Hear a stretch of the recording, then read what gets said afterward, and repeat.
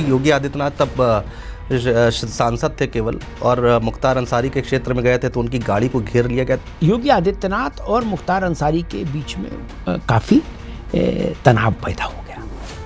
ऐसा था ही नहीं। जेल में गए तो बोले भाई मछली ताज़ी होनी चाहिए, तो तालाब खुदवा दिया गया जेल में, मछली वहीं पैदा होंगी। मुख्तार का दरबार लगता था, और जब तक दरबार चल रहा है तब तक उधर से जेलर भी नहीं गुजर सकता सामने से। कि अतीक अहमद ने शायद आपको मिलने के लिए बुलाया था? मुझे मिलने के लिए नहीं बुलाया था, अतीक मुझसे मिलने आया था। कभी इज्जत पर बात आ जाए, मान सम्मान पर बात आ जाए तो फिर हो जाती हैं घटनाएं। अब बोले फिर ये तो नहीं गिनती हो पाती कि 10 मरे के 20। अतीक अहमद उत्तर प्रदेश के एक मुख्यमंत्री की सभा में चढ़े मंच पर, उनके साथ उनका कुत्ता था, उन्होंने एक उसका वो उठाया पैर और मुख्यमंत्री के हाथ में दे दिया, हाथ मिलाया मुख्यमंत्री ने उससे।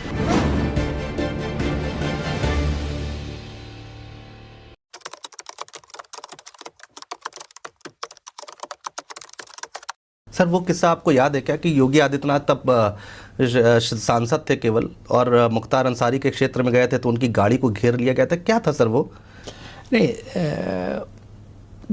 दंगा हुआ वहाँ मऊ में, तो उस दंगे में मुख्तार अंसारी की बड़ी भूमिका थी जी। एक बड़ा पॉपुलर वीडियो है, चित्र स्टिल भी है कि जिसमें जिप्सी पर ऊपर मुख्तार बैठा है एलएमजी लेके, और पीछे सब उत्तर प्रदेश पुलिस के सिपाही और दरोगा लटके हैं सब।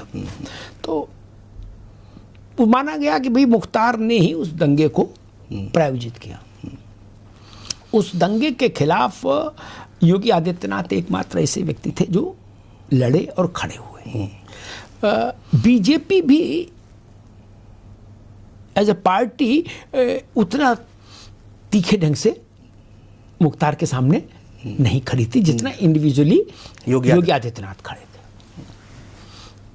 उससे योगी आदित्यनाथ और मुख्तार अंसारी के बीच में काफ़ी तनाव पैदा हो गया। मुख्तार अंसारी इस बात को समझ रहा था कि इस पूरे इलाके में पूर्वांचल के एक ही व्यक्ति है जो मेरे खिलाफ आमने सामने आकर खड़ा होने का साहस रखता है, दिखाता है। क्या बाकी जितने भी राजनेता थे उनमें से कोई भी ऐसा नेता किसी पार्टी का कि मुख्तार के सामने नहीं, ऐसा था ही नहीं कि जिधर मुख्तार ने कह दिया कि भाई इधर मत देखना, तो सारे नेता काला चश्मा लगा लेते थे किसी पार्टी को, बोले मैं देखने नहीं। आप समझ रहे ना? तो या रस्मी तौर पर धरना प्रदर्शन कर देंगे, लेकिन ज़्यादा डीप में नहीं जाएंगे डर के मारे।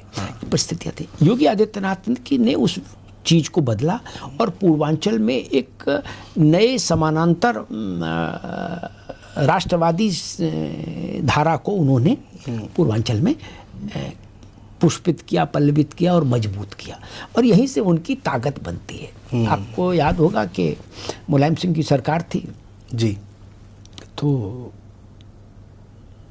ये जो इस वक्त वो हैं डॉक्टर हरिओम, समाज कल्याण में हैं क्या, किसी IAS अधिकारी हैं जी, ये वहाँ तब डिस्ट्रिक्ट मजिस्ट्रेट थे वहाँ जी हरिओम।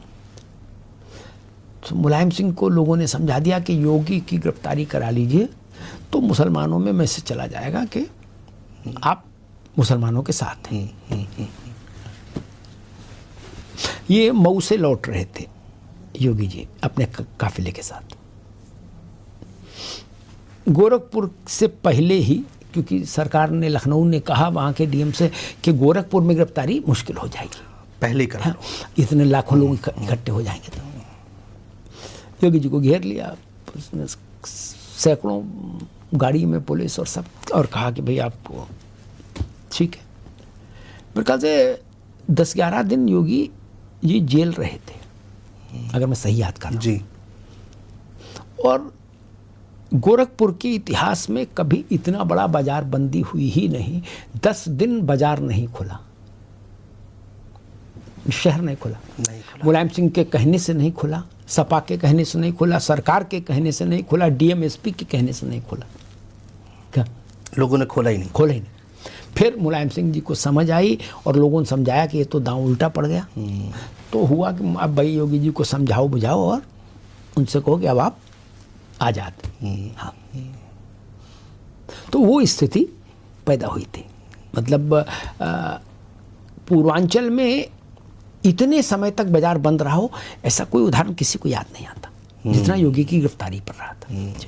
अतीक अहमद का आपने जिक्र किया सर, और एक अफवाह है लोगों के बीच में कि अतीक अहमद ने शायद आपको मिलने के लिए बुलाया था, ऐसा कुछ था क्या? नहीं, मुझे मिलने के लिए नहीं बुलाया था, अतीक मुझसे मिलने आया था। अच्छा। मैं समाचार प्लस चैनल में था, तो एक दिन संदेश आया कि भाई अतीक बात करना चाहते हैं। तो मैंने कहा, बात हुई अतीक से, तो उन्होंने कहा कि मैं आपसे मिलना चाहता हूँ। तो मैंने कहा भाई ठीक है, क्या करेंगे मिलके? बोले नहीं साहब मिलना चाहते हैं। तो खैर बता दिया, पता दे दिया कि ये नोएडा में सेक्टर 63 में एच ब्लॉक में आ जाना। बाकी एच ब्लॉक तक आ जाओ तो लोग बता ही देंगे कहाँ है। आया अतीक, तो मैंने उनसे अतीक अहमद से मैंने कहा कि भाई ये जितना भी अपराध का माया जाल है, इसमें कभी तो एनफ इज एनफ वाली स्थिति आनी चाहिए। तो मतलब ये लोग उस प्रजाति के लोग थे कि उनका क्या कही। उन अतीक ने कहा कि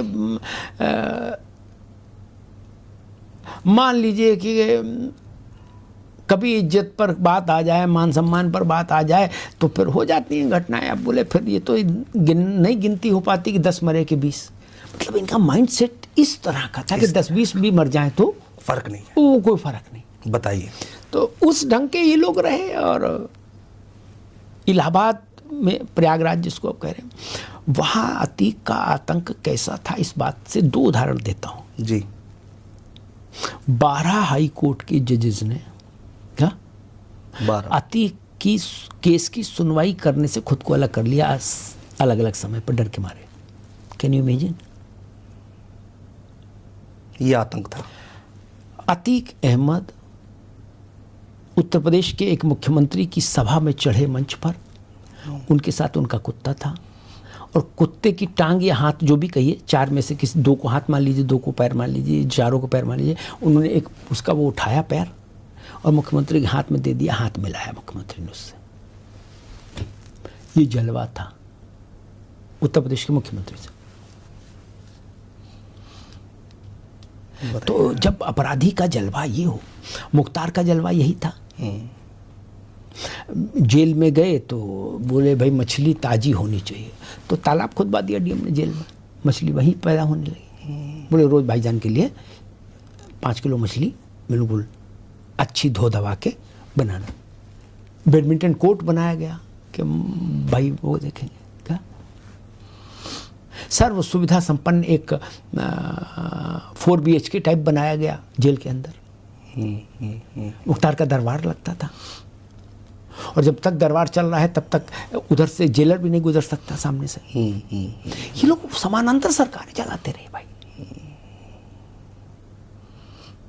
मतलब जिन लोगों ने इनके आतंक को देखा है वो इस बात से सहमत होंगे कि ये अपने अपने इलाकों में समानांतर सरकार ही थे, जो कह दे वही कानून।